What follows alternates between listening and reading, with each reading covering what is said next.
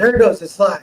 So I'm here with three previous guests of the channel, independent comic artists doing some cool projects. It's good to bring all three of you guys together. We're going to go over them today for in this kind of promo hour. I see Dreaded Dinosaur, by the way. Eric in the chat. Thanks for being here, man. How's it going? Oh, he says no sleep for 2 days. That sounds like maybe you're going to start hallucinating. That could be fun. But yeah, so I have all the campaigns pulled up, so I'm going to go ahead and screen share. And why don't we just go around? You guys can introduce yourself. So Zach, do you want to go first? Yeah. So my name is Zachary. It's Zachary's Art on Twitter and Instagram.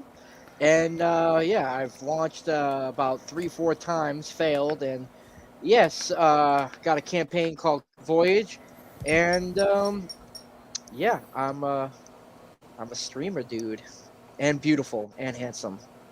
Nice. Cool. I'm waiting for it to load. There we go. Yeah, it looks great. And we had you on before, and it was so. If you, this is the. Is this? Did you say the third time? This is probably my 4th time. Okay. But yeah, I mean, it's off to a good start. Over $1,000, 35 backers.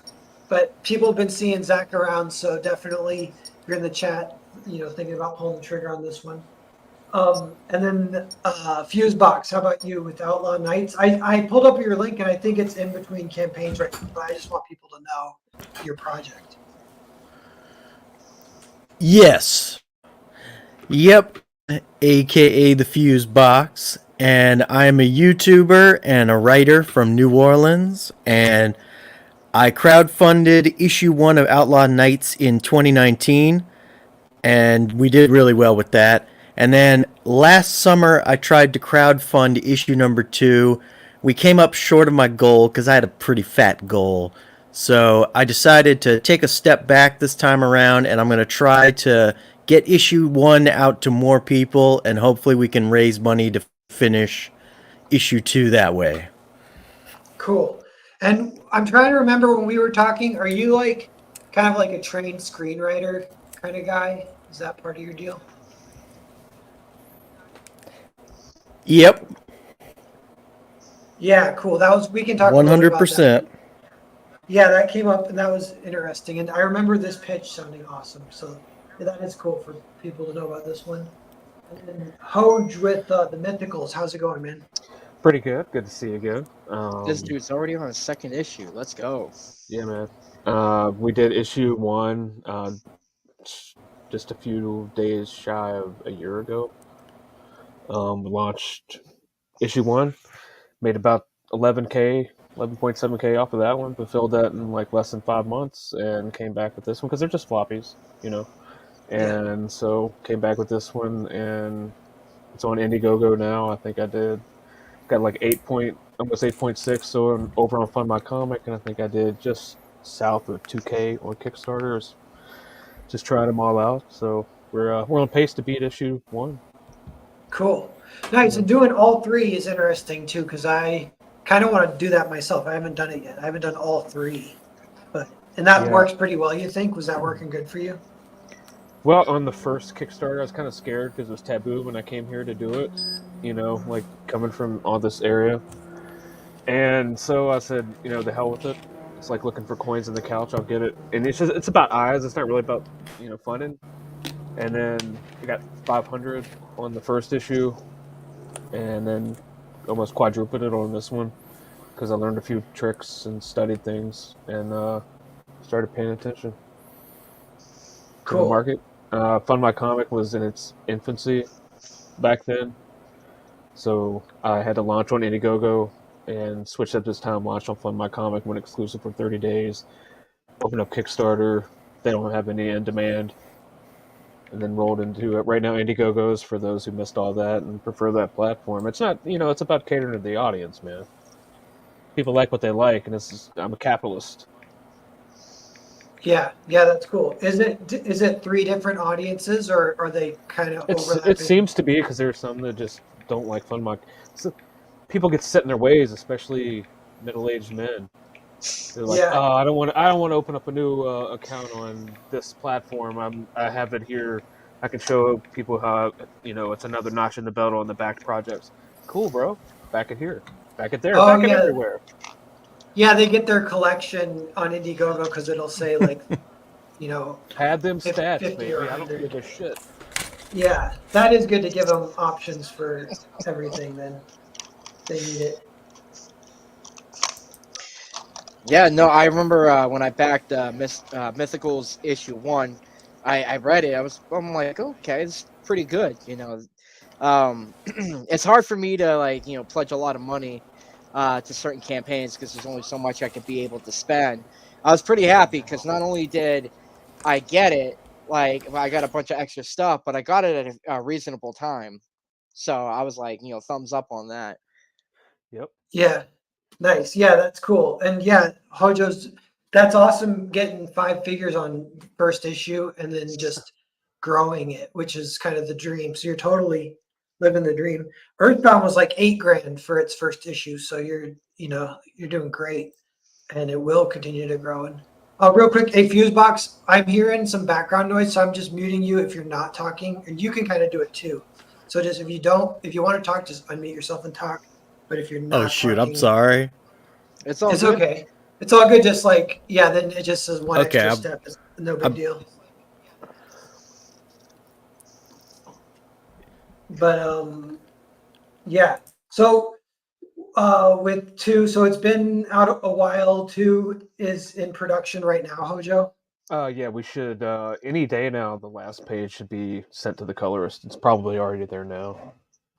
And then he's got about 3/4 of it lettered. So I've been going like, he likes to take it in chunks, like a letter 8 pages at a time. I'll collect that, and I'll just keep trying to keep spinning all the other plates while it's in production. So it's not like got to wait for all the pencils, then all the inks, then the colors. I don't. I'm no. It's not. It's not how I'm rolling with this. It's just to get it. It's a small, because like you can't do it every 30 days. It'd be impossible. I can't chain these people to their desks. Or you could. Yeah, but they have, like my inker. He's a part-time. He runs a funeral home. He owns like Nice. a chain of funeral. I didn't know they had chains of funeral homes, but he owns a chain of funeral homes. So That could be part of the marking. it Inked is. It by is. I'm like when I go on the horror streams, I'm like he drives a hearse. I'm like, oh, awesome. nice. Yeah. It I just imagine that in my head. That's pretty funny. And then he also has like, as he's driving that hearse around, his Yeah. horn sounds like the Dukes of Hazzard, like Yeah. from a distance. Listens to like Rob Zombie and rocks to like Rush and stuff like that. Metallica. I'm Like his Russian. Instagram stuff is like him inking the book, and it's like he's like listening. He'll look up at the camera like, awesome. 8 people watching, everyone. So we're going over the Mythicals and Voyage, and then Outlaw Nights is going to relaunch soon. This is one to keep your eye on. So this is what we're talking about. Mythicals too, like it has 1 week left and it's almost done. You're saying so it'll probably fulfill pretty soon. Is that true, Hojo? Oh yeah, should have the print file. Hopefully, we could do some, final edit with the editor and all that, and go through and make sure everything's ship shape, and then send her off. And that Nice. anxious waiting when you're like basing around, like, what the fuck? It's only been like a week. It feels like a month. Where are my books? I'm like, so, and then when you finally get them, it's just like, oh, I can't wait to send these out to people. Yeah, the period from where you order the prints to when they get shipped to your house is like a funny twilight where it's like nerve wracking, and it's also the one of the rare times when you don't have anything to promote and you don't have anything to fulfill. So it's like before you got into comics, kind of. Yeah. It's like And then a when you send brief. the books out, that's like, okay, the playoffs are over. We just won the Super Bowl. Now it's the off season. Like, what do I do? What do I do? Yeah. That's when you get in trouble and just say stupid things. Yeah, then you like start it all over again or whatever. Yep. Yeah, that's where I'm at. I just mailed out the last of the hotel story, and I'm launching Fun My Comic, the new Earthbound next week. So I've got like a week more of this like Twilight Zone of being in between. Yep. What about number 3? So do you got it kind of like rolling like that? It seems like a pretty good system. You got like almost like one issue per year, floppies, very doable on the indie. You're Yeah, paying everyone and making a little profit and getting readers and growing it and everything.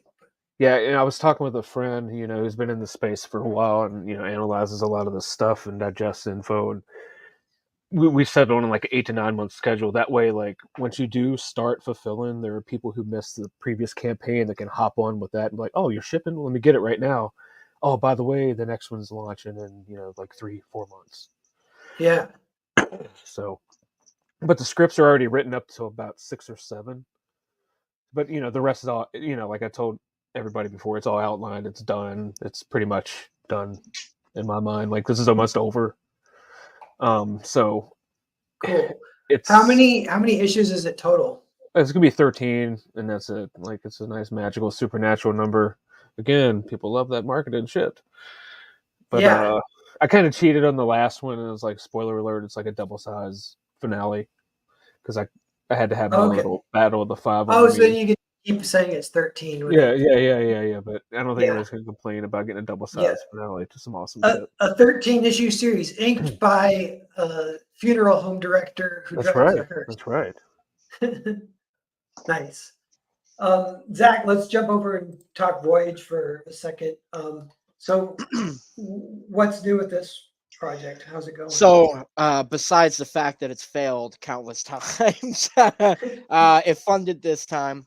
For people listening in the chat, if you haven't heard me talk about it before, the story is about this extraterrestrial named Sonderon, who is on a hero's journey to find this ancient artifact that is broken into pieces and shattered throughout the universe. And he is forced with this burden to find these pieces and unite this artifact into one piece once more.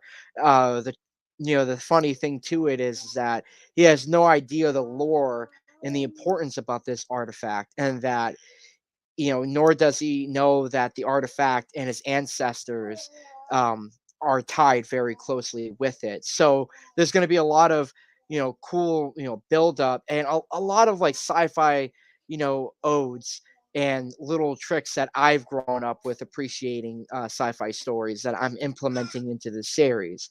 And one of the biggest things that made me want to go ahead and make this is the fact that when you read sci-fi comics, most of the time, if not every time, it's always a human as the person that is in charge of that sci-fi story.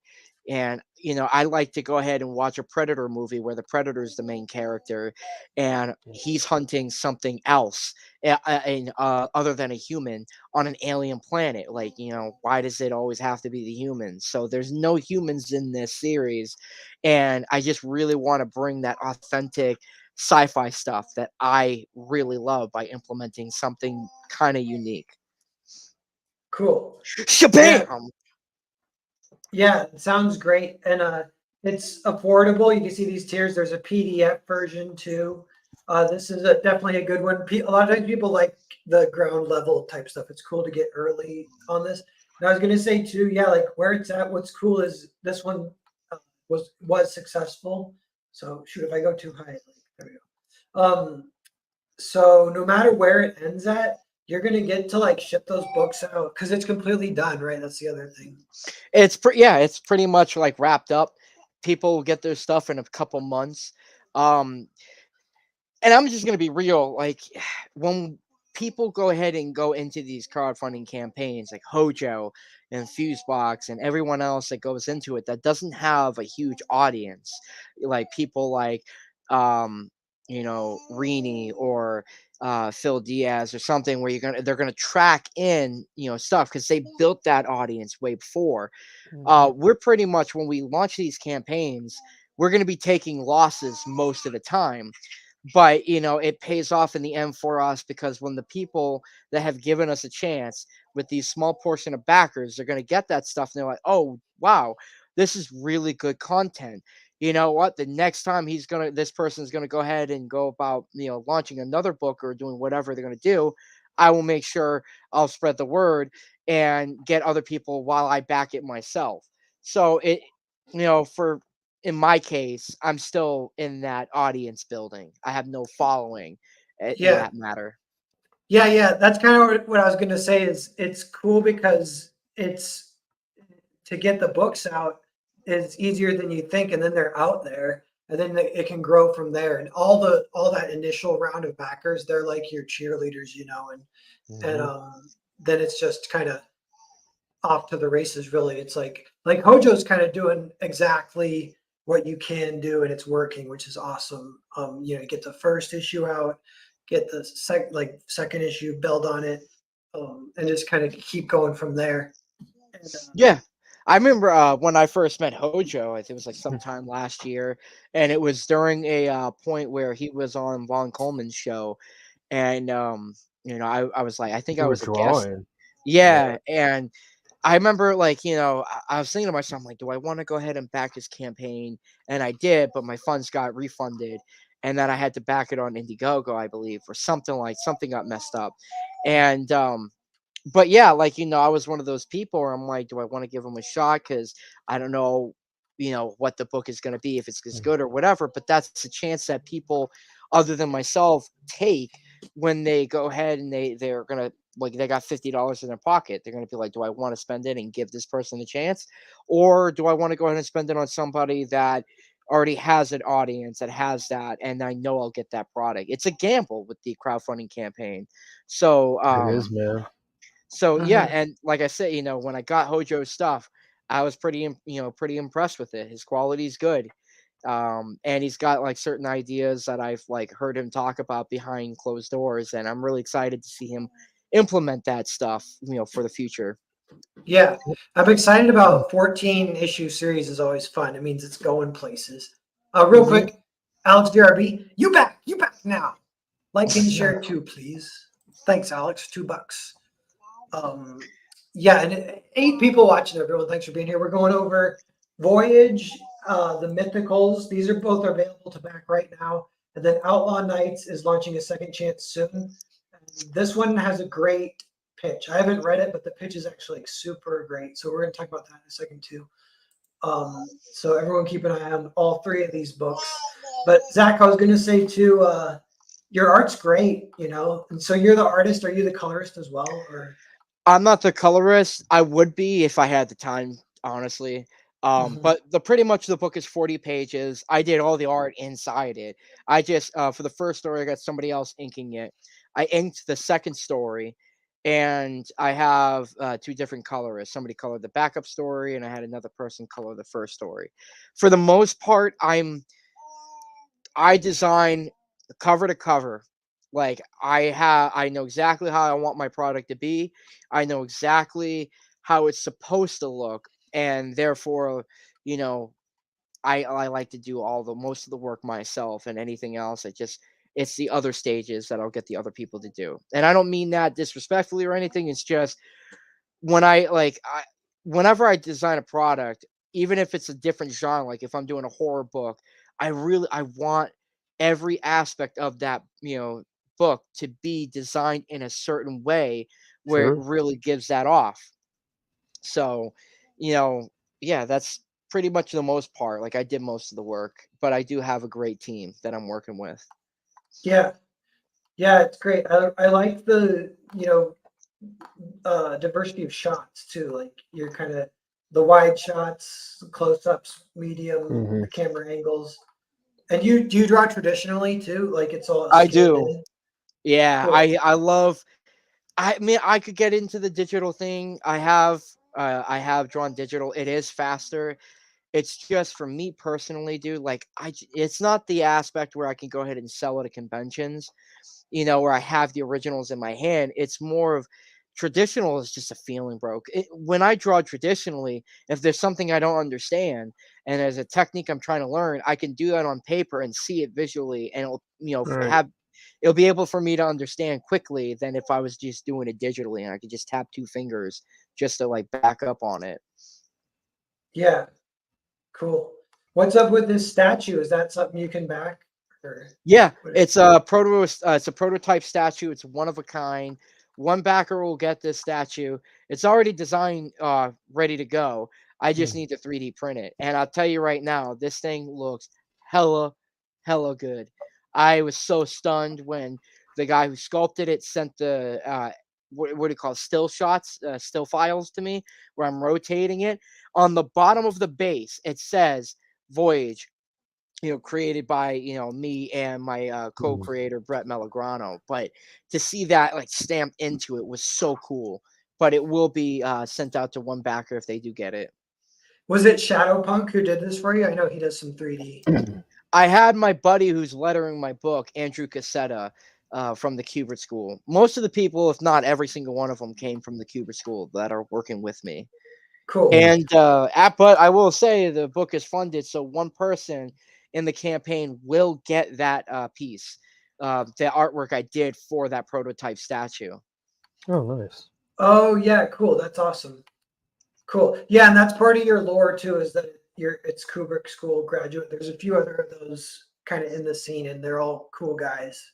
So for some of them conglomerate on Vaughn's show, but you mentioned you're not a regular on that show anymore, right? Hard Chargers, is that what it was? Unfortunately I'm not.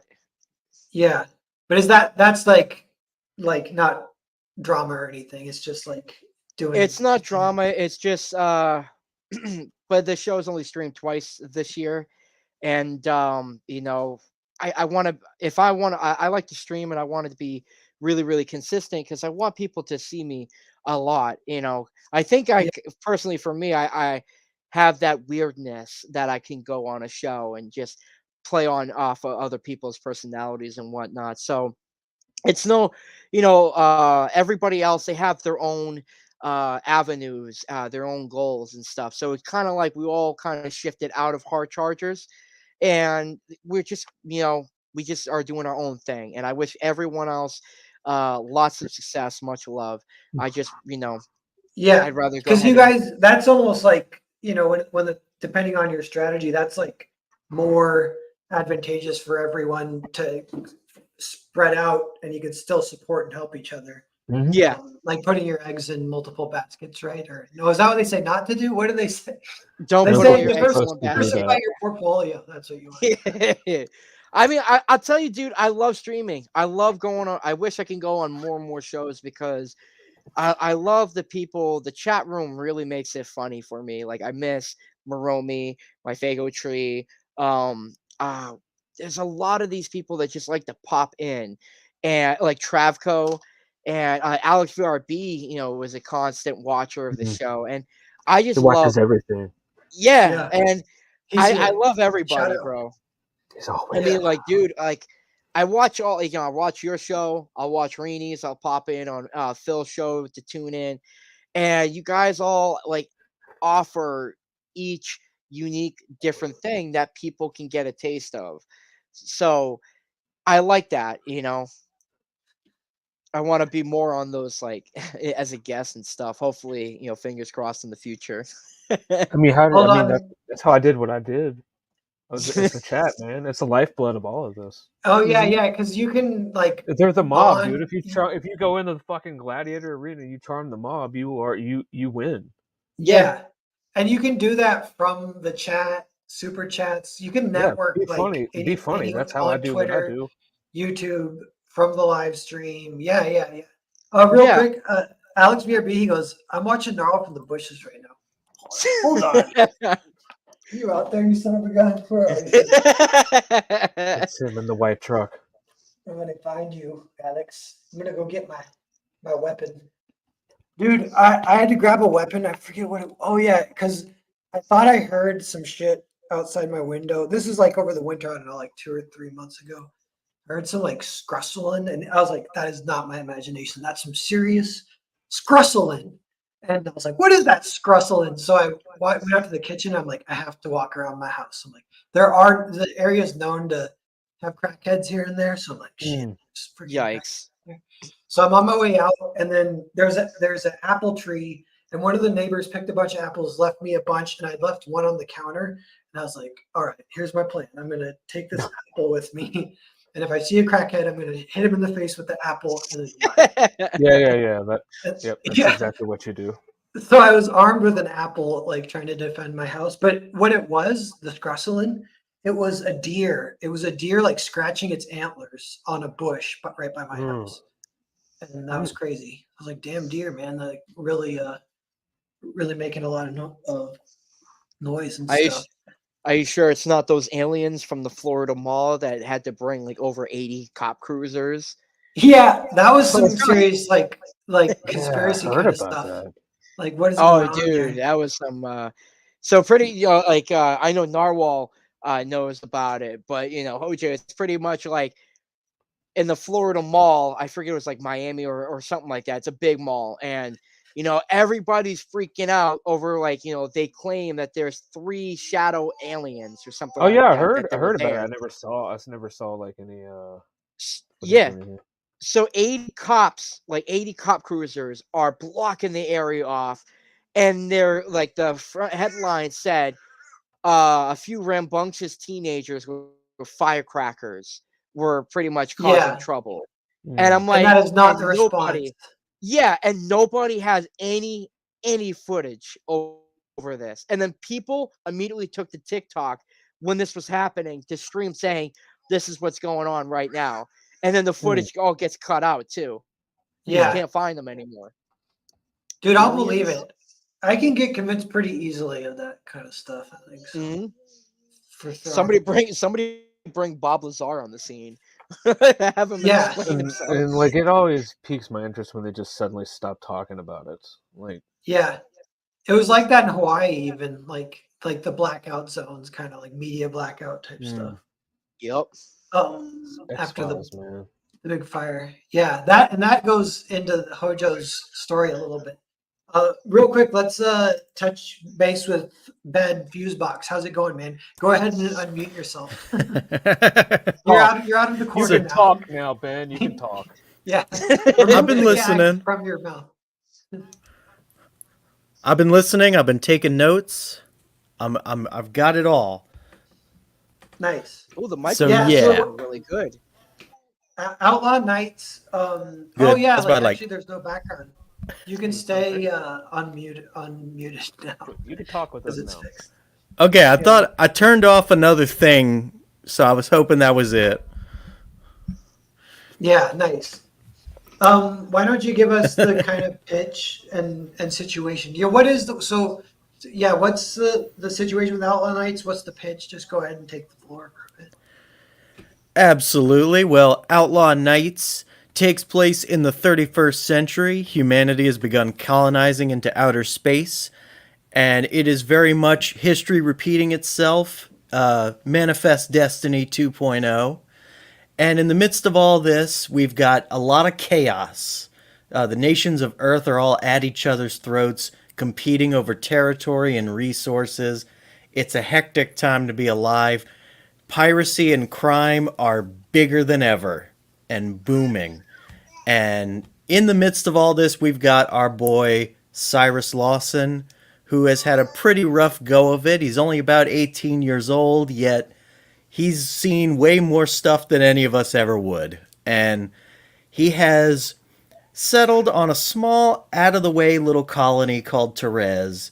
And he's working there as a part of the colony guard, but he's not expecting a lot of action because it's so insignificant. Like nothing happens out there.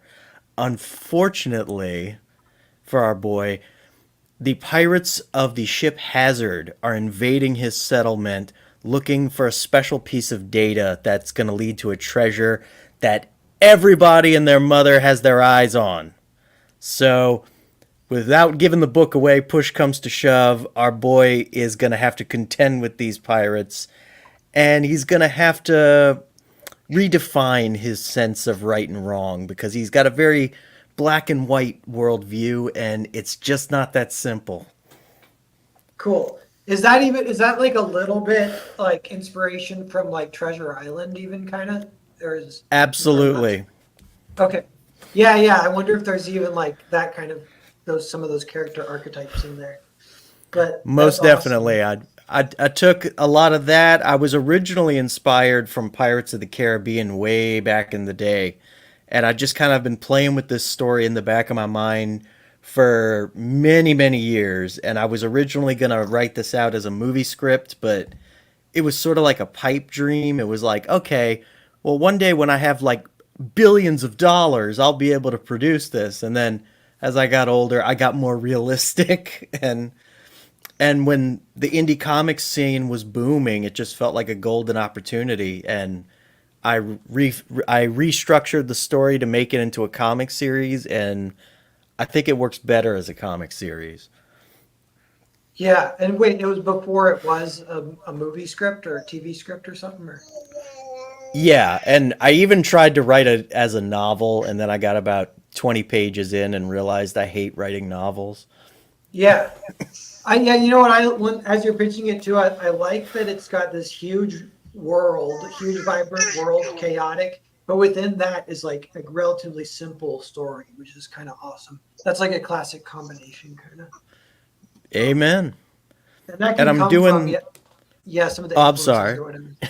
Just like the I'm doing. inspiration, like yeah. Or sorry, go ahead. Oh no, it's my internet. It's because I've been downloading Final Fantasy VII Rebirth, and it's screwing with my signal. Are you sure that's the only thing you downloaded?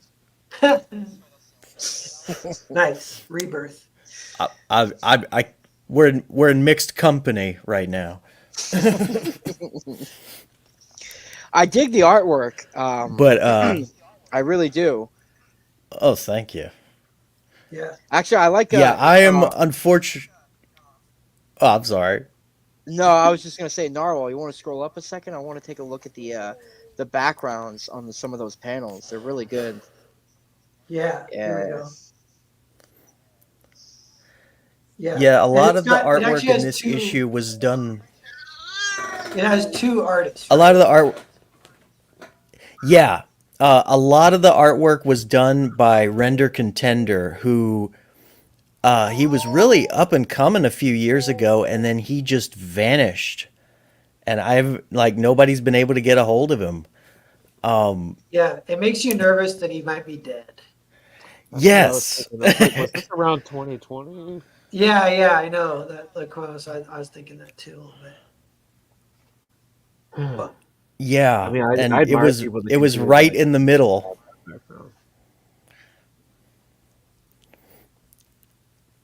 So yeah, but Sim stepped in and really saved my butt. cool. Yeah. So, and that is cool. It's kind of fun that it's just like hell or high water, getting the product finished. Two artists, they're both great. I mean, and that's kind of fun, really. It's kind of like adds to the lore of the story a little bit, behind the scenes. But yeah, this is one I definitely want to see. The cool Absolutely. issue 2 will be done soon, and yeah, just to keep it going. How many issues will this one be total in the end? This is hopefully going to be about 8 issues. I may go longer depending, because my original plan was for each issue was to be about 50 pages, but then I had to cut it in half in order to make it affordable. So it may end up being somewhere around like 10. Okay, cool.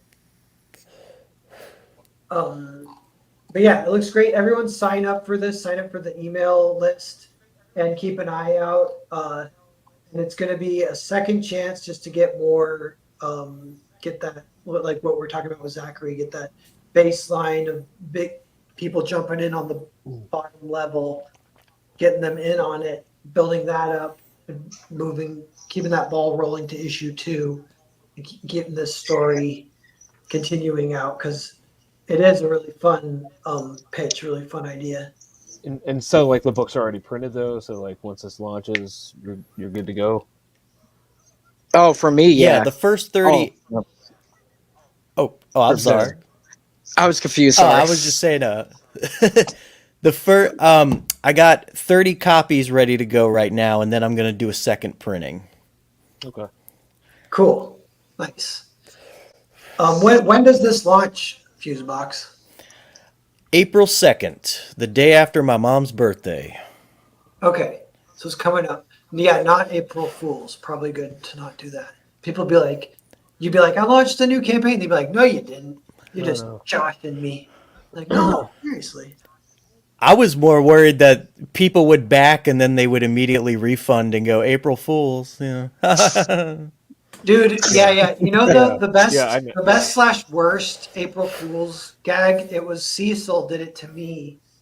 And he's like, he DMs me, he's like, hey, fuck he goes, hey, Sean Gordon Murphy just signed on to draw Cash Grab. We need a colorist. Are you in?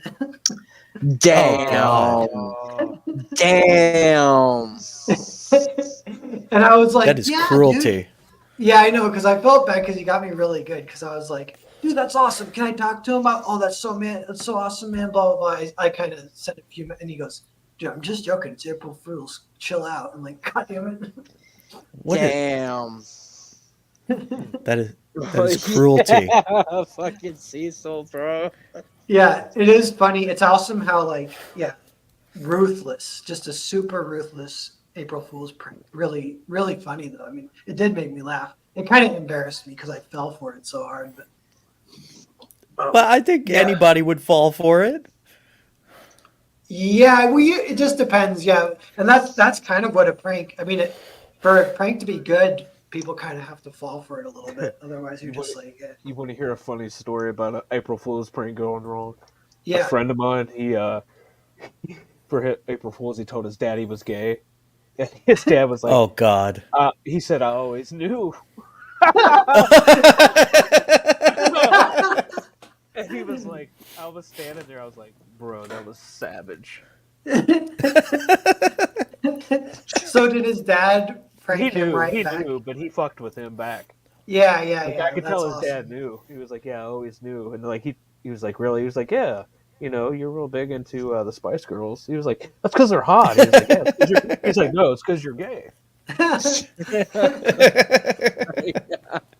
That's awesome. Cool. Let's go around. So with the Mythicals, Hojo, we haven't done the actual pitch yet. So why Right. don't you give it a kind of the straight up pitch for the book? Okay, The Mythicals, it's a horror action mystery that takes place in Washington, D.C. with a group called Level M, which comprised of creatures and myth and legend that stop the supernatural threats to end the world. But they end up looking for these 8 pieces to either stop and prevent the apocalypse. And obviously, it's the classic other sides trying to get the pieces to kickstart the whole thing and drop what they call the veil, so all these supernatural fuckers can come back into reality. So basically, everything you knew is real, but I'm going to give my fables type spin on everything. Cool. Except for aliens, no aliens. Yes. I love Bitch. sci-fi. I love sci-fi though, but it's not in this So book. Yeah. all right. What about Cthulhu? I don't know. Maybe we'll He would see. We'll get there, technically Hercules. he'd Relax. be like he'd be categorized as somewhat of a alien, but like more of a monster, if anything. That's true. That's true. So, Yeah. Level M, it's like a covert task force. Like the 3 second elevator pitch would be like Buffy the Vampire Slayer meets Wildcats with a little X Files conspiracy. So, like each tale, aside from these 2 issues, is like think of it as like a 2 part pilot to like a television series. After this, we get rolling into like self-contained issues, but they all build upon like the broader narrative. Just like like a season of Buffy would. You had the big bad that was introduced, but you found out everything was connected Cool. along the way. Oh, you know what? I like that a lot, and Nice. that's rarer than you'd think. A lot of books are like in the indie space; they're kind of meant to be graphic novels, including like my own. So to find where they're deliberately more like a TV show or like episodic kind of, Yeah. immediately King Cryptid comes to mind, and Mm. that's he's Yes. doing Pete Samedi is doing that very well, Yeah. and that's another one where it's just by grassroots word of mouth building. And it is a little fun too when they're episodic like that. You kind of can jump in, not even issue one, and still enjoy yourself. So Yeah. you Because pull in some new everybody artists has on like it. their favorite like episode of television. This and they're like, oh, I love like the Egypt issue or like the Greece issue or something Yeah, like that. Like we're gonna world hop. It's like Indiana Jones. Like I love Indiana Jones. Like this is just gonna be just we're gonna trim the fat because I'm not writing for the trade, as they say. It's all every panel has a purpose. Every page has a plan. You know, there are going to be Yeah. things like once we get to issue 8 or 9, you can look back to issue 1 and 2 and be like, oh, I get it, because people are like complaining like, well, what about dot dot dot? Like, just give me some time here. I Yeah. had That's limited cool. amount of real estate with 24 pages. Issue 2 is the same price as issue 1 was, but it's 26 pages because I had to fit in some awesome shit. So let Oh, me let nice. me ask, how do you go about writing? Do you start from the last page to the front, or do Mm, you just do you do the classic Marvel method where you plot out on each page as a summary, or like what's your method yeah, in writing? I can do both. With this, it was just it started out as it was going to be a graphic novel, but I was like, I had so many. I'm a big mythology fan. This is the Mythicals. I'm into history, so I was like, let me space this out. And throughout the years, because I started this in 2005. This was going to be we're going to pitch it to Cross Gen Comics, and after I've been in this space, I'm glad I didn't. I'm glad they're out of business when we got back because I've heard some horror stories from some of the people. Mm. But so I just tinkered with it. Just once I decided to do this, I was like, why don't I let's just do it, write the whole damn thing. So I just couldn't stop. I couldn't stop writing, and so I broke it down backwards, kind of like I knew how this started. I knew how it was going to end. I just had to bring it together. And H. Holmes was a famous serial killer. He had this murder hotel where he would have these staircases that went to nowhere to trap people. That's kind of what I did with this. They're going to be like red Yeah. herrings and all this stuff to where like I want people to try to figure this out, but then when they're you think you're smart, you're gonna be like, oh, I had no idea this was coming. I had no idea this was this. That's the best part of being a writer. Like I watch a lot of Alfred Hitchcock films, his TV shows. Like to be able to with this, I had to write it in reverse and then go back through and kind of like add more stuff, because there was stuff I forgot. I think there's issue 9 that I've kind of forgotten what happened, but it's a good thing I got a outline. Yeah. But then like if I write a script, I don't touch it for about 30 days, maybe even more, and then I come back and I'm like, oh, it's like being an editor. I can come back like, oh, this is dumb. This is retarded. This is dumb. Yeah. Yeah. Yeah. I can relate Um, to that. It's like it's just getting fresh eyes, I guess, if you wait like yeah. 1 or 2 months. With a Um, team book, it's hard too because I got to give everybody a little time to shine. That's why there are yeah. the 2 new characters in this one. I couldn't introduce them in the first one, even though it kind of would have been cool. You would have been just like one panel of a guy coming to like, hey, this is my name. This is what I can do. Boom, and then he's not in a panel because I can't. I can't fit him in. Eric Hodson Yeah. did those Yeah. trading cards, by the way, the 2 on the end piece. And so, I mean, I had to kind of break the characters down to who they are because they've been living in my head for so long, and it's like when you watch TV, I see so many people like trying to say too much too soon, like about lore and stuff. I'm like, this is this. Just it's better to show and not tell. Yeah. Yeah, that's cool. I like all your rules you're following and the little like you're got some sayings about mistakes that the industry might be doing, like if they're writing for I the can do trade my kind own of stuff. layouts too because I have a visual mind. I can draw. I'm just slow, but nowhere near anybody's level. I like your idea, Norwell, what you're doing, where you're cutting out the stuff and like placing it Oh on yeah. another background, or you just because it's easy just to draw the vanishing point and stuff in the different perspectives, and you could just like put them there. That's great. I might steal that from you, but Yeah, yeah. It's fun to sit there with an X-Acto knife. The yeah. power But of so the like I know these characters so well, I can just mention a few things because I know the reader is going to be like, well, what do they mean? What are they talking about? We'll get into it, and everybody's gonna get their time to shine. It's a team book, but everybody will get their own little like kind of issue. You know what I'm saying? Like what it's kind of about them, and I'll fill in the little blanks in their backstory. And we tie it off with a nice bow at the end. Yeah, sounds cool. Is a lot of your trading from writing from just reading tons and tons of Yeah, I don't comics? have any training, man. I'm taking creative writing courses. That's about it, and write for Y- myself, and then sometimes read stuff. Like I told you when we first met, I was like I'd watch bad movies and then say, okay, this is what I would do better. Oh yeah, Or that's write cool. sequels to terrible movies and fix things. Um, I guess I'm Yeah. like that by nature. I like to see how things work. Like I'm what my dad would call mechanically inclined. Oh Like I yeah, fix, and yeah, stories are mechanical too. yeah, That's yeah. Like in funny. my day job, I fix electronics, so it's they don't lie to you. It's like code. It's either you have it or you don't. You can either it's there's only one way to. Well, sometimes there are different ways to achieve a result, but um, I Yeah, I do have graphic novel ideas. I want to do that. I have so many ideas, but this will always be my baby. I can always go back to this and yeah, weave in yeah. as a It'll be project. fun to see it developing, and yeah, it's cool. It's gonna be 13 issues. That's awesome. The pitch again is awesome. That and I love that it's episodic.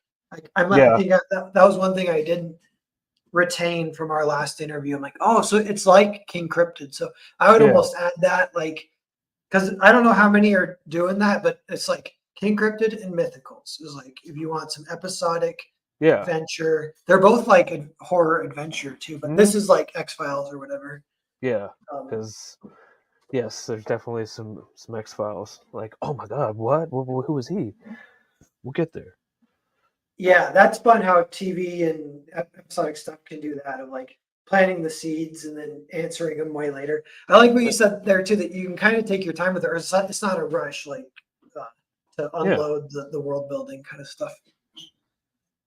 Um, yeah, let me see what's a little from the chat. Simply Greeny goes, there's a quote from Oshi about movies and I'm mangling it. Something like, what it twice and the difference in how you feel is where the magic. Yeah, wait. What?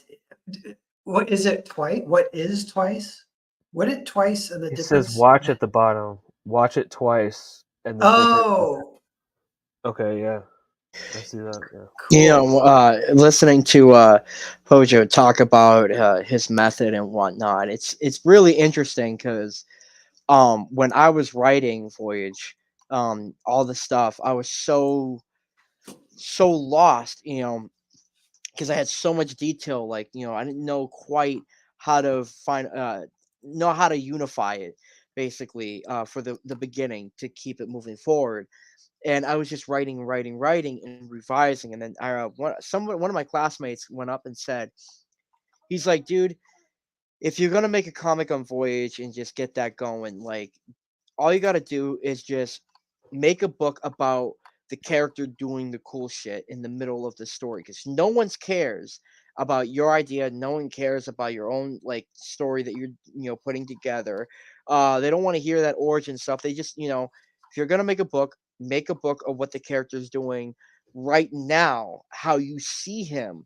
And when you do that, the stuff that you make in that moment will help you define everything in the beginning. You can backtrack, and it will be much better when you do that. And I did it that way because when I did the anthology comic, which was 88 pages, and I did that. That helped me out. And then when I got out of the Kubert school, I made a one-shot comic, which was like 36 pages, Hmm. where Sonderon, it was a horror Lovecraftian sci-fi tale where it's just a solo story of him doing what I've thought like the reader could like in a comic book. And that helped everything in the beginning. And then I backtracked, finished it up, and then now this first issue of the ongoing series really does take it to the beginning, like not at his point where he was he just started finding out everything in his own star system. But the first issue takes place where he just got exiled and he's heading to the first planet outside of his exile. Mm. Cool. Yeah, I know there's a couple things like that they say about that it is like great advice, but they'll say with scenes even they say get in late and get out early. Have you guys heard Hmm. that one? Hmm. Yeah, and that like totally helps. And it is like because a lot of it can be implied, and that kind of makes the storytelling like denser too, because the audience will be picking up the implications, but you don't need to like spell it out for them or whatever, and they appreciate that. And then you don't have to waste the page count on that kind of stuff that's already being implied. And then within the actual like stories and movies, there's something they call end media res too, which is where the story starts actually like just like straight up in the middle. I'm trying to think of an example. The Mel Gibson Western called Maverick. Have you guys seen that one? Oh, I love that movie. I've heard of that film.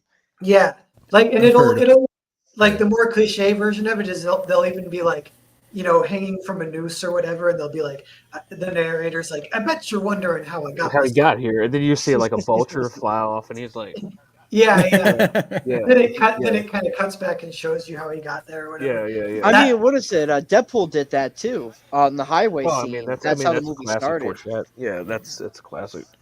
Yeah, it's like people do it because it works, I but mean, it's TV just the does it all the idea. time. Say that again. TV does it all the time. I remember like there's an episode of Stargate where it opens up with somebody's like bleeding out on the thing, like, oh my god, what happened? And it's like Yeah, 24 hours earlier. the other thing TV does that I kind of like is I have noticed they keep track of like the breaks for commercials, and Oh yeah. they'll always make it like so you won't change the channel. So they Mm. do like cliffhangers within the episode even, which is kind of like you kind of forget about that if you're doing a comic or whatever. You're like, I'll just end the issue with a cliffhanger or whatever. Yeah, But but they're if like, you're doing a no. floppy, you have to worry about that with page turns, right? Yeah, yeah, it is. It is a little bit almost It like that. is It's like, like because I do that with this. I'm like, oh, this has to end on an odd numbered page because they got to be like, oh, yeah, yeah, Yep. yeah. I've That's done that. cool. I've done a lot of rewrites on an issue because of shit like that. Yeah, It's funny because the literally like I have 2 pages which is a prologue where I have Sondron talking to the reader like, hey, didn't see you there. Now that you're here, let me give you a little something, show you whatever. And then when the issue is done, there's an epilogue 1 page where it's like, well, I hope you liked what you saw. I've got to do this and see you next time, kind of thing. I like that stuff too. Yep. yeah, yeah. That's cool. Let's pivot to Fusebox a little bit to give you the floor a little bit, and we'll kind of close it out here, I think. But we've had 8 people the whole time hanging out and watching, so thanks everyone for being here. And definitely just letting everyone know, Voyage is a perfect book to jump in on. You can see it's a little over Yeah. 35 so far. 15 days to go. This one I backed earlier and then it got refunded, so I need to back it again. So I'm sure there's a few people like that where like Actually, Narwhal, do you see that ad thing I did down below? I think you might like that since I see you on Reenie's show and whatnot. Where I did Casimir as a fighter character, where it was like an ad, promoting other books and whatnot.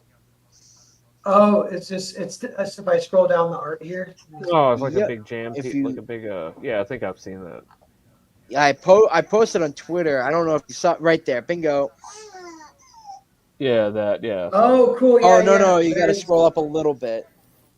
There we go. Oh yeah, yeah. Here's Casimir. Nice. Hmm, Yeah, and Cash Grab, Phenomenova. Cool. nice. Nice. Oh yeah, there's Brutor. Some of these I don't know. Like I want to know all these. That's books. Bobby's book, right? Yeah, Brutor's Bobby's, Reptilia is the guy who's inking my story. Purity is my buddy who's coloring my story, and Scott Free is Juju's character of her book when that comes out. Oh, sweet. That'll be awesome. That's cool. These are the young guns. A lot of these people. That's what I call you guys. Young. That's what they call fucking Jim Chung, and With a two lot in- with of two the other ends, 'cause you guys guys like are Hope hard. Hams and stuff. Yeah. Well, there and Vaughn is. I don't know how old you are compared to him. He must be the youngest. But Yeah. there's a couple other youngins in like the space, and one of them is Noah. I forget his last name, but he's a good guy too. But I feel like him and Vaughn are like rivals because they're the two young guys. Like, who's gonna be the ultimate young gun? Alex Derby says young punks. Oh, I know. I'm a little shit. Yeah. Vaughn is too well behaved. so is Juju. And Bobby and me, we're pretty much like little shits. Yeah. Oh, Tay Tay dude. is a sign up says, I'm lurking. Cheers. What's up, Tay Tay? Bro, you would have to make Dig an the purple alien episode. design.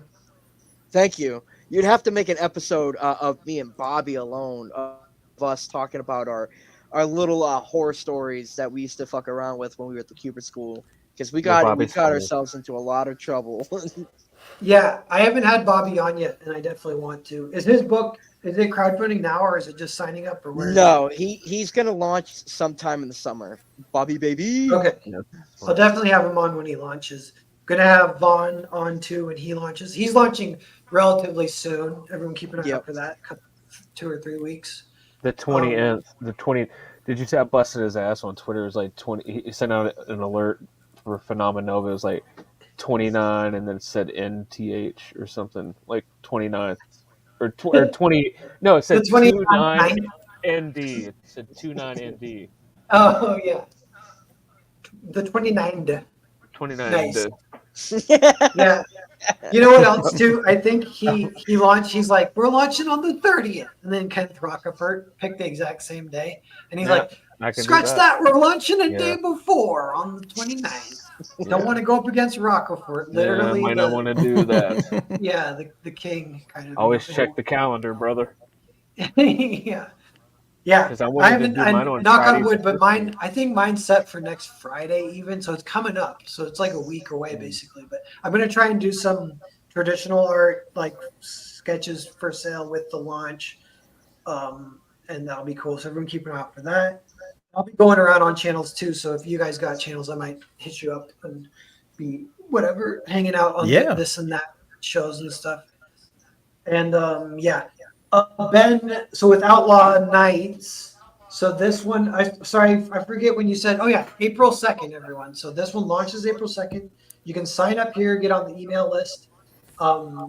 Yeah, Ben's screenwriting trained guy. This one's got really cool, tight pitch that sounds great. Some of the first issue, the first print run is floating around out there. But so this is a second offering to help fund part 2. We just want to continue this story. This is another good one in the zone from Ben Fusebox. Ben, do you want to? Did my internet kick out? No, I can hear you a little bit, I think. How's it going? Can you hear me? Maybe now it kicked out. I thought I heard him say something, but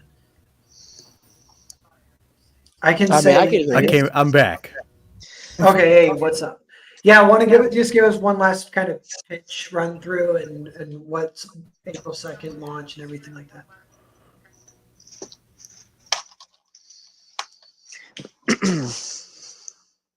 Is he still there? Yeah, or did it cut out again? Ben, the thing is too, of course, this is a big, sprawling space adventure taking place colonizing into outer space, it is cutting out. and it is very much history repeating itself as the nations of. Okay.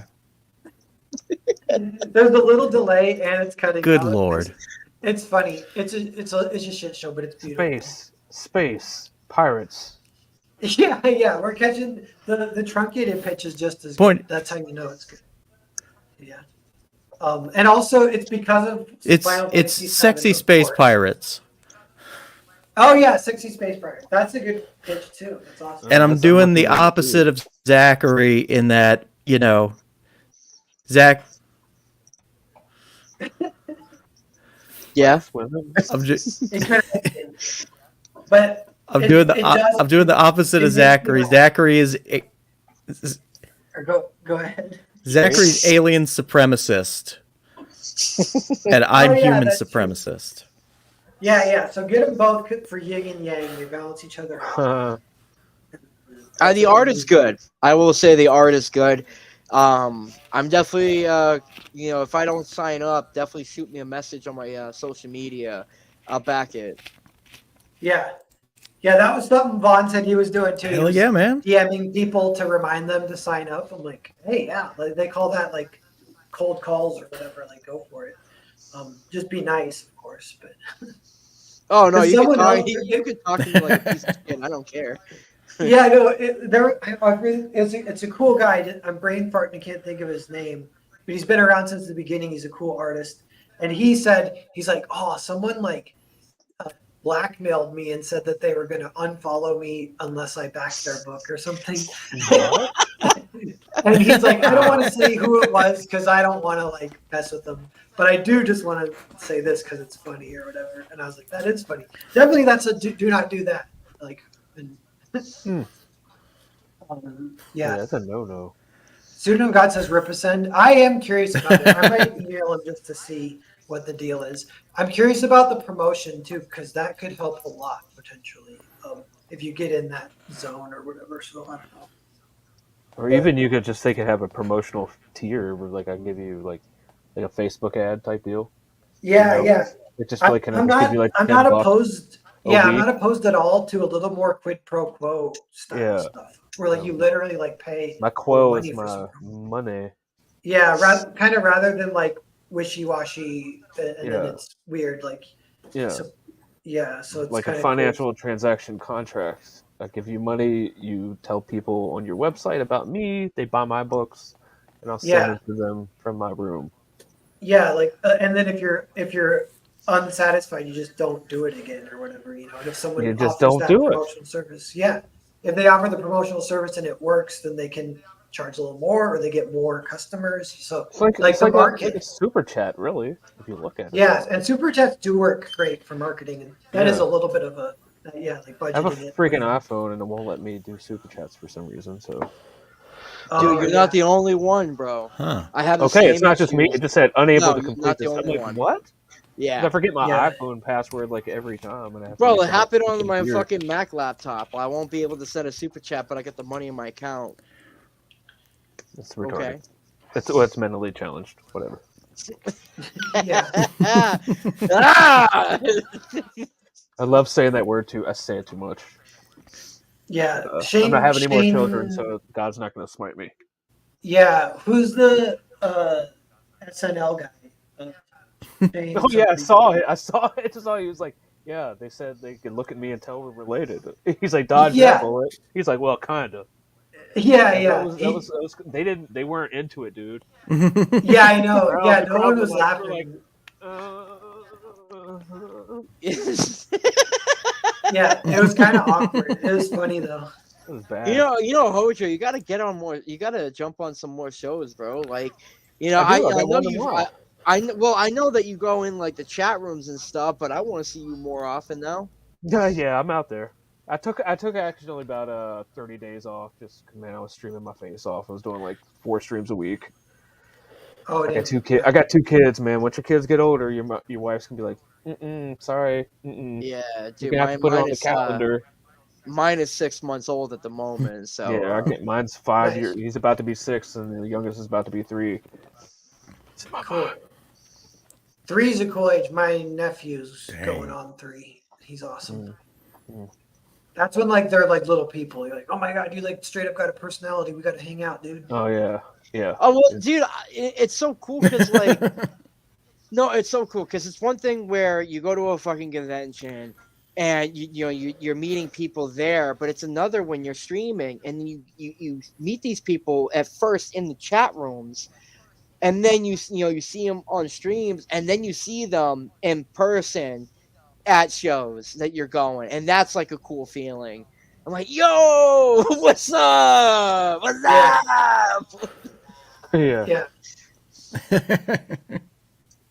Nice. Well, I mean, I think that's part of it, man. Like, you have to be personable on these streams. Like, that's how people know who you are. That's how people like you are selling yourself. That's part of it. Like, you got to build your platform, and you have to do it by any means necessary. Like, you got to do what works for you. Yeah, because there's different paths for different people, but it's different. Like I was just thinking of Kenneth Rockefeller. Like he doesn't do streams, and he I watch his morning sketch streams. He doesn't speak, and he's got like constantly 30 people in there. It's like 8 o'clock in the morning on the East Coast. So it'd be 5 a.m. for you.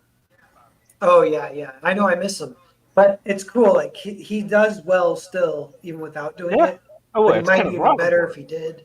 But the other thing that's kind of interesting is some of the best people, like Brian Pulido, he's kind of pre like CG or whatever. He's doing the indie thing. Yeah. And Oh yeah. for him, it's all about the email list Yep. and the steadiness. So if you get like the reliable schedule and the email list, Yeah, I'm and then you're bad good. about it. I've been Yeah, trying to get better about sending out my newsletter. That's a big part of it too, especially if you go to a yeah. convention. I've been pivoting Have to a think a business little bit more card with a about that. QR code, boop, so they could just pop your Yeah, shit in. yeah, and a whole other weird angle is like in-person stuff is kind of Mm-hmm. awesome too. Yeah, It's fun to meet people, network in real life. yeah. I've Streaming done is awesome. signings. I'm like, I don't know if I'm gonna be able to make it, but it's gonna be tight with the shipping with the books. But like, I'm trying to go to a convention and like in my state, so got that set up so far. Well, Yeah, We'll see. Brian Polito is also super anal retentive about protecting his Lady Death rights. I just saw recently that Star Wars girl, one of her photos in that calendar is Lady Death, and I'm like, I wonder if Brian saw that. Like, would he tell her to take that down, or I don't know. But that's how super protective he is. And it's yeah, crazy. Like I think Isaac Bell is working with him. Like they did a little Oh, crossover, Lord. something with something he's doing.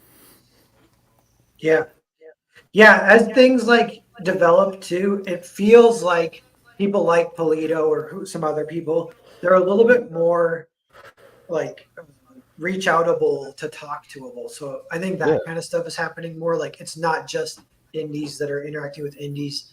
The Oh, the bridges are like being rebuilt a little bit kind of to the mainstream for the people who weren't total assholes.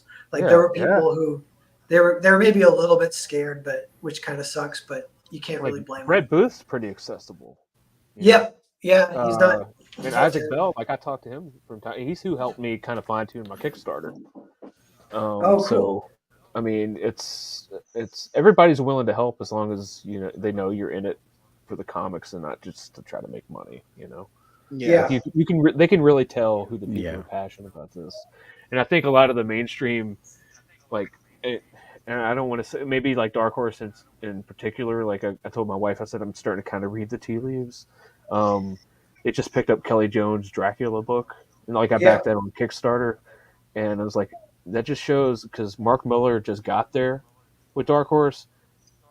You don't think he like said, "Oh, let's go look," look at the indie books.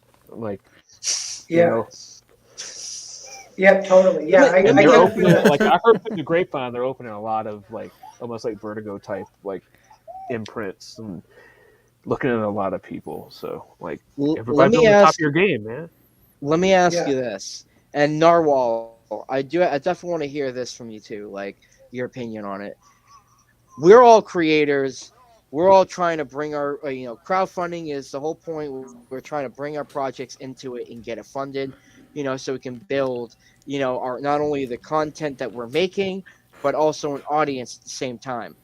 What is your guys' feelings when you see companies like Dynamite and other companies as well throwing their already existing characters that make bank, like Red Sonja or Vampirella, and they'll throw it on there, like for like one of those issues on the crowdfunding, like Kickstarter or whatever, and they, obviously it's a money grab for them. But what's your guys' thoughts on that? Oh, they do the guest covers. Is that what you're saying? Kind of. It's not just the guest covers. It's like a brand new issue. Like it's like I don't know if it's like it's definitely not a continuing issue. It's like a one shot comic meant for like Kickstarter or whatever it may be. Mm, But instead of like footing the bill themselves, where they can go ahead and just print it as if like and put it on the newsstands, they take to a right. crowdfunding scene. I see that kind of like I got mixed feelings because it's like you're taking away potential backers that could be looking Mm. around at independent projects when you're already an existing company and you already have a team of artists and stuff like that you're just paying them again to do something that Yeah. people are funding in return. You know what that is a little bit? That's a little bit sign just that the mainstream is dying, that they have to crowdfund. And maybe they don't have to, but the fact that they're like setting those like pathways to be a possible It's like they're future. trying to go find the fans that they shit on and disaffected. Like, sorry. Yes. Oh, you like Yeah. crowdfunded? Oh, that's what we're doing. We're hip. Hey, Yeah, Yeah. look at us, it fellow means that kids. they're taking notice of the independent guys, and they're like, well, maybe we should get some of that action. I know I hear a lot of people say like they don't even know we exist. Believe me, they're aware. Yeah. Yeah. They Yeah. are aware, especially and I think because it trickles up. I think a lot of these comic shop owners sometimes do like send shitty emails to Diamond. I know for a fact one of the LCS because he hates Diamond. He talks about him all the time. I know he sends hateful emails to him. So what's to say that a lot of LCS owners are like, man, we'd rather back these independent books. Like these people are coming in direct sales and like making shit that people want to read. You guys are giving us like freaking political talking points and vanity projects. Like nobody wants 18 covers for the same book that we have to order all 18 covers to get that book. Yeah. Yeah. I agree. Yeah. But Yeah. I mean, I've noticed. I saw something like you remember Farscape? Like they're making a comic of that and they're crowdfunding it. It's not getting It's licensed to anywhere else, I don't think, but it's gonna be a crowd. It's getting a big Kickstarter, I'm pretty sure. yeah, it's one thing when you see like David Finch throwing his sketchbook of his art together and launching. It's one that's like, dude, I'm all for that. Like same thing Yes, with I'm Mike fine with that. Allred. Yeah, like Mike Allred with his Madman stuff. Yeah, Okay, thumbs up. But it sits very weird with me. I definitely have mixed feelings when I see a company themselves take to the crowdfunding company platform and launching whatever project, whatever book that they already print. mm. It's and then you see like hundreds, if not thousands, of backers. Like, come on, guys, how's that even Mhm. fair for us? Yeah, that's a little bit what the buy one back one hashtag was in response to. Oh Is like, man, that's a blast from the past. yeah, and that's kind of a good. It's like some of these they stand the test of time. Like, It's still or, like Ian's still doing that. yeah, yeah, yeah. Yeah. Like, I feel like a rising sea raises all ships is the good one. I like that. And then so that is like if they're doing it, it's like yeah, there is some of that. Like they're taking some of the pride, but if it's just bringing people in, But there's like ultimately, if I'm they're okay back with in it. that, there is a chance that they're going to like they're it's just inevitable that they're going to say they go to click what's trending or projects we love or whatever. They're going to look at something. There is that they're bringing people to the store because here's the thing: if you don't want to admit it, the big two, whatever you want to say, corporate comics, that's the steak, that's the lobster, that's the hamburger people are coming to the supermarket to get. All of us, we are the candy at the end of the register. That's Yeah, how I equate it marketing wise. That's how I've broken it down for people. Be attractive when people want to leave and be like, oh, well, what is this? yeah, Oh, this is yeah. tasty. And that's something they even say about the mainstream is like the mainstream is at its best when Marvel and DC are healthy, Yeah, and then that actually makes the indies that is thrive. literally the rising tide right there. People going into the shops to buy books. Here's the thing: people aren't going to a lot of shops to get the new books. Like a lot of people Yeah, buy. I ran into some people who buy things just because they've always bought Spider Man. They've always bought X Men. They're not happy with it, but they buy it because guess what? It's going in the long box. I have the entire collection from such and such to wherever. So I get it, but yeah, a lot of those I'm people definitely have one of those people. You a got lot of me. those people have left. A lot of those people have left, and they're kind of coming back. But what if you yeah, bring those people back in to get the mainstream books, but all the while you have like a little introduced section, and they start putting yeah, because my LCSs they do that. They love that yeah, yeah. hippy dippy buy local shit. Yeah, something is like I feel like I'm optimistic, but the optimism is partly like a sign that things are really bad right now. It's like we're Yeah, basically rock bottom. There's only yeah. I was here to up to say go you from have to here. have optimism if you're not looking up. Yeah, Mhm. yeah, yeah. Student of God asked if I was looking at Image at all. You're the second person to mention that, Student of God, and I haven't, but maybe I should. I was thinking about Dark Horse that Hojo mentioned. I was like, when I get Cerberus Part 2 done and I have that full story, I do want to pitch it to him, if I can. Like, I don't even Yeah, know how you do that. But yeah. I'll let you know, Narwhal, that, and it is a fact. I have heard it from some professionals and stuff. Can't name names or anything like that, but Dark Horse has a habit of treating their audience like they're morons. Like they'll tell the creative team to dumb whatever they're writing down because they think that we as readers cannot comprehend anything of what we're picking up. Like they treat Yeah. us like idiots. It's been said like it's from multiple people from that works for Dark Horse, and yeah, that's all. Just food for thought. Yeah. Do you guys see Bitcoin hit 60K? That was cool. Yep, Yeah, friend Oh won't shut up no. about it.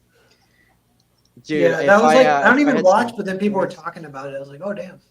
if Yeah. I had some Bitcoin, bro, I like that would have been like the men's version of OnlyFans for me. Like That's just the I would have thing. made it rain. Like, Nice. what do you do with it? It's you say it hit 60K, but what do you do with it right now? Buy other, was it like Star Trek credits? What do you buy with it? Yeah. Well, I it's still like don't fuck. That's why I never bought into it. My friend, he's like, "Man, I told you to get on the Bitcoin." I'm like, I don't fucking know what it does, dude. yeah, like I Like that think one five. I have a half of Bitcoin because my one crazy friend told me about it when it was at 1,000, and I had to spend some of it, and so I'm down to a half. I was like, oh, we should add more. Whatever, everyone thinks that, but it's like so I could pull it out and I would get 30 grand, but then I would have to give the government 20 grand, which sucks. What the But fuck? yeah, so 20? that's like yeah, you could get Why do 30. you think they're trying to outlaw it? Because they can't control it. That's what my friend keeps saying. I was like, that's why you can't spend it because what the? I'm not going to the bank and be like, I'd like to change in my Bitcoin. They're going to be Yeah, like, because there was a point where you could spend it way early. yeah. They had cards that you could use just Bitcoin for, and Well, they if put anybody kibosh on that. takes Bitcoin and comics, I'd be sure to do it. But like, you Yeah. just Google who can I buy? What can I buy with Bitcoin? And then the answer just like more Bitcoin. Yeah, Oh, fuck. Dude, I would have used some of that to buy Amazing Spider-Man issue number 50 that I saw in the comic shop today. It was only going for $800. I would have been like, slide. yeah. Man. There's a guy that helps my eBay store, and he takes like a commission for kind of helping me, and he's the awesome dude, and we email and stuff. And we talked on the phone once, and we're catching up. He's like retired, and he's kind of just helping me, you know. So, but he's like, yeah, I have every Spider-Man issue, and that's like my main like invested thing. It's worth like I don't know how much it's worth, but worth a lot of money, you know, like over $1 million, I think, because it's every single Jesus. from beginning to end. So he has 1, 2, 3, 4, 5, 6. Yeah. Oh my Hey, god. Reenie's here. I got a Oh lot my of the Hulk, but not all. Bro, Of it. I only need 50 issues to finish my Amazing Spider-Man run, and I'm set. Like, I mean, I have everything from the Hulk from like 1979 to probably now. Like the new Hulk run, I don't like. It's the first time I've quit buying it. Is that when he's South Korean guy or whatever? No, unfortunately, I bought those, but no, like it's some kind of. And here's the thing: like Oh I write God. horror comics and shit now, and like it's like this horror angle, and I can't stand it. I can't stand it. I hate it. I feel like it'd be he's better as like a psychological, misfit on the road trying to help people. Like the Bill Bixby thing, but like on a grander scale. Or I do like Yeah. the Grey Hulk stuff. That's the primo run. Yeah. The Wait, so Peter you're David saying the stuff. new run is him, but it's got a horror Oh, angle? like he's fighting zombies now or something. And, Oh, weird. I think they had the like. Remember, Alex Ross was doing all these Immortal Hulk covers, and they're beautiful. But like, I catch hell on Twitter all the time, and it doesn't hurt my feelings. But like, I think it was shit. I think the whole supernatural, like the door below, and all this weird Stephen King weirdness, it just doesn't work. Let Yeah, it it let doesn't him work just for beat Hulk. let him just like take down, pick up buildings and throw it at people. I didn't know. So you're kind of a Hulk expert, wouldn't you say then? Because you own every issue, read them Yeah, all. I got a lot. I got a lot. Do you think you could write Hulk if Marvel ever came I calling? could, like I said, you give me about 8, 9 issues, and I could bring it back to. I could recenter things. Yeah, And that'd be I cool. had this big idea like years ago where it was like the Long Halloween type deal where he fights this gauntlet of all his villains.